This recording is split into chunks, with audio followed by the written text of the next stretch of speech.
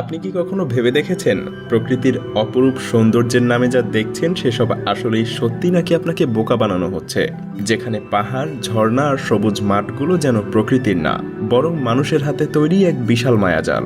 একটা পাহাড় যা দেখলে মনে হবে শত শত বছর ধরে প্রকৃতি নিজ হাতে গড়ে তুলেছে, কিন্তু তার ভেতরে লুকানো আছে কাঠ আর ইস্পাতের ফাঁদ। ঝর্ণার জল যা মনে হয় প্রকৃতির সবচাইতে বিশুদ্ধ জল, অথচ সেটা কেবল সেচের পানি মাত্র। আর এইসব ঘাস যেগুলো প্রকৃতির প্রাণ, তাদের রঙই বদলে দেয়া হয়েছে কেমিক্যালের জাদুতে। এই পৃথিবী যেখানে প্রকৃতির খোঁজে আমরা ছুটছি, সেখানে কি আসলেই আমরা প্রকৃতির কাছে পৌঁছাতে পারছি, নাকি আমাদেরকে শুধু বোকাই বানানো হচ্ছে?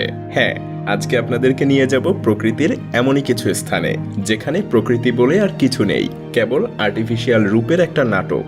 তো চলুন শুরু করা যাক। ভুয়া পর্বত, চীনের দক্ষিণ পূর্ব অঞ্চলের শেনঝেন শহরে অবস্থিত ওয়ুতং পর্বত, যা প্রায় 3000 ফুট উচ্চতায় দাঁড়িয়ে আছে এবং এই অঞ্চলটার সবচাইতে বড় পর্বত হিসেবে এটা পরিচিত। হাইকিং করতে যাওয়া যাত্রীদেরকে কঠিন 4 ঘন্টার চড়াইয়ে উঠতে হয় এই বিশাল পর্বতটার শীর্ষে। তবে যারা পাহাড়টার শীর্ষে ওঠেন তারা শুধুমাত্র প্রকৃতির অপরূপ সৌন্দর্যই দেখতে পান না, বরং এখানে এক বিশাল রহস্য অপেক্ষা করে থাকে তাদের জন্য।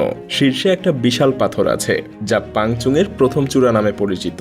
প্রতিটা দর্শক ছবি তোলার জন্য এই পাথরের কাছে পৌঁছানোর চেষ্টা করেন, যেন তারা প্রমাণ করতে পারেন হ্যাঁ, তারা এর শীর্ষে পৌঁছে গেছেন। কিন্তু কেউই বুঝতে পারে না যে এই পাথরটা আসলে প্রকৃতির সৃষ্টি না। 2024 সালে 2 জন সাহসী পর্যটক এই পাথরের রহস্য উন্মোচন করেছিলেন। তারা তখনই আবিষ্কার করেন এই পাথরটার মধ্যে একটা বিশাল গর্ত আছে, আর তার ভেতরে আছে ইট, ইস্পাতের রড এবং মেটালের তার। এটা দেখে তাদের মনে হয় যে এটা আসলে কেবল একটা মঞ্চ, একটা সিমেন্টের মূর্তি। আর তারা তাদের এই অভিজ্ঞতা সোশ্যাল মিডিয়ায় শেয়ার করার পর ওয়ুতং পর্বতের এলাকার কর্মকর্তারা স্বীকার করে যে পাথরটা আসলে 2004 সালে তৈরি করা হয়েছিল সম্পূর্ণ সিমেন্ট এবং শক্তিশালী ইস্পাত দিয়ে, যেন প্রাকৃতিক পাথরের মতোই দেখায়। তাহলে প্রশ্ন ওঠে, কিভাবে 2004 সালে এমন বিশাল পাথর একদম শীর্ষে এসে দাঁড়িয়ে গেল? প্রকৃতপক্ষে এটা ছিল পর্বতের শীর্ষের সৌন্দর্য আরও বাড়ানোর উদ্দেশ্যে তৈরি করা, যেন এখানে আরও বেশি বেশি ট্যুরিস্ট আসে। আর আজও সেই মিথ্যা পাথর এখনও সেখানেই দাঁড়িয়ে আছে এবং দর্শনার্থীরা এখনও কেউ জেনে বা কেউ না জেনে ছবি তুলছে মানুষের তৈরি এই প্রাকৃতিক বিস্ময়ের সাক্ষী হতে। ভুয়া ঝর্ণা, চীনের উরুমচি জাতীয় উদ্যান, যেখানে প্রকৃতি তার সব রূপ ধারণ করে, যেখানে প্রকৃতির মধ্যে এক নতুন সৃষ্টির উপস্থিতি দেখা যায়। কিন্তু এই সৃষ্টি আসলে প্রকৃত না, এটা এক বিশাল কৃত্রিম জলপ্রপাত। 2024 সালে উরুমচি পার্কের এক দৃশ্যে ভাইরাল হয়ে ওঠে এই ঝর্ণা এবং সেটা সবাইকে অবাক করে দেয়। মূলত এখানে একটা ঝর্ণা স্থাপন করা হয়েছিল। এটা কোনো প্রাকৃতিক ঝর্ণা না, বরং এটা ছিল একটা বিশাল প্রিন্ট করা পোস্টার, যা অনেকটা ঝর্ণার মতো দেখতে ছিল। আর এই পোস্টারটা ছিল এত বড় যে পুরো প্রাকৃতিক দৃশ্যের মধ্যে এটা এক বিশাল কৃত্রিম জলপ্রপাতের মতো দেখাচ্ছিল। এমনকি ঝর্ণার মতো দেখতে পোস্টারের উপর পাম্পের মাধ্যমে পানিও নিয়ে আসা হচ্ছিল, যা ঠিক ঝর্ণার মতো করেই দেখানোর চেষ্টা করা হচ্ছিল। তবে কোনো প্রকৃত জলধারা ছিল না, এটা শুধুমাত্র একটা পাতলা স্তরের পানি ঢালা হচ্ছিল। তবে পরবর্তীতে উরুমচি সংস্কৃতি এবং পর্যটন ব্যুরো এই ভুয়া জলপ্রপাতটাকে সরিয়ে ফেলার সিদ্ধান্ত নেয়, কারণ তারা বুঝতে পারে এটা এক বিশাল প্রতারণা হয়ে যাচ্ছে।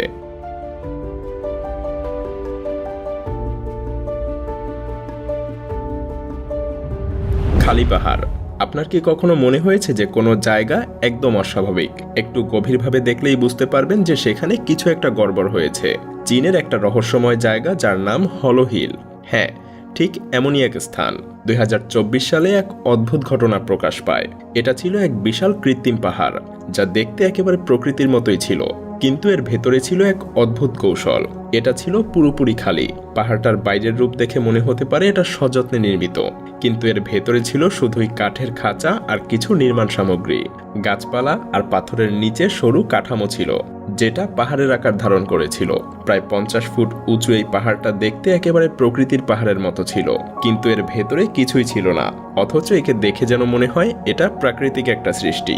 তবে এখানে সবচাইতে গুরুত্বপূর্ণ বিষয় হলো এটা কোথায় অবস্থিত তা আজও রহস্য। এক রহস্যময় সংগঠন ব্যুরো অফ এক্সপ্লোরেশন, যাদের কাজ হলো এমন অদ্ভুত স্থানগুলো খুঁজে বের করা, আর তারাই এই জায়গাটার ভিডিও প্রকাশ করেছিল।